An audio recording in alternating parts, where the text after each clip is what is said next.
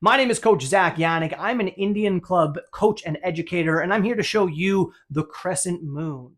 The Crescent Moon is part of the Moon series of the SMF Indian Club's Level 1 certification. In this movement, we are starting in a T shape, and it is very important to be aware of our palm angles as well as our grip switches. A lot of Indian clubs are built around the hammer grip and the saber grip. This Indian club movement is built around the ring grip. You may recognize it from a moulinet. So, how do we get into it? From our T shape, we're going to allow our arm to fall and then to scoop just like we would in a heart shape.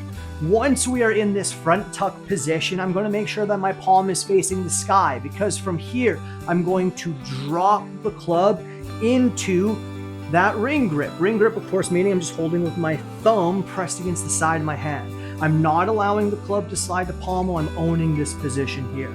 I'm then thinking about dragging my pommel across my shoulders. I like to think about having my palm facing me, again, palm angles. As I reach the outside of my frame here, I'm going to make sure my palm is still facing me. I'm still in that nice ring grip as I extend out to the T shape. Once I get to the end there, I'm going to allow my wrists to turn and my palm to face the ground, which will flip the club back into my saber grip. That is an outward crescent with a little bit more pace, a little less seams. We scoop it in, we drop to ring, and we splash it out with our palm facing us or the sky before we turn it back down. A little less seams. We scoop, we drop, we splash. We scoop, we drop, splash, scoop, drop, splash. The outward crescent moon. Called the crescent moon because if you trace the tip of the Indian club, it makes a double crescent shape, just like if you were to draw a crescent moon. That's the outward. Outward implies there's an inward. There is. In this one, we're going to start in our T shape with our palm to the sky, and the first thing we're going to do is drop into that ring grip. From here, I'm going to pull my elbow into my ribs, thinking about keeping my palm facing me.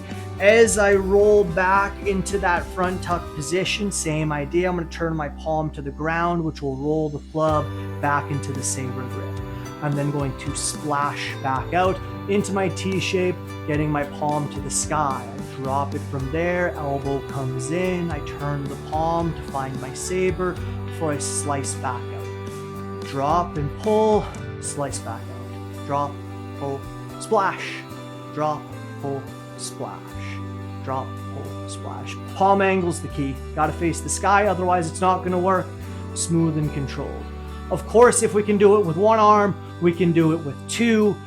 We can also, do synchronous, asynchronous, parallels. The world is your oyster. That's just the basics. Where you go from here is you practice. You practice it a ton, you introduce it to other things, and you get comfortable with it. Big things to remember. Inwards are pulls, meaning we want to pull our elbows to our ribs. Outwards are pushes, meaning we want to get our hands past our elbow before we extend.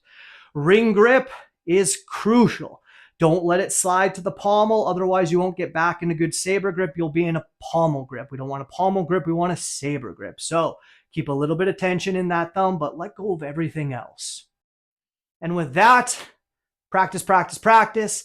If you'd like to learn more, there are more tutorials on steel mace building blocks, as well as follow along flows and flow breakdowns with the Indian club, as well as an entire steel mace library. Of course, hit me up with questions in the comments. I've got your back there as well. But that's what I have for you this time. Please remember to have fun, be safe, and stay hydrated. I'll talk to you again soon, y'all. Peace and love.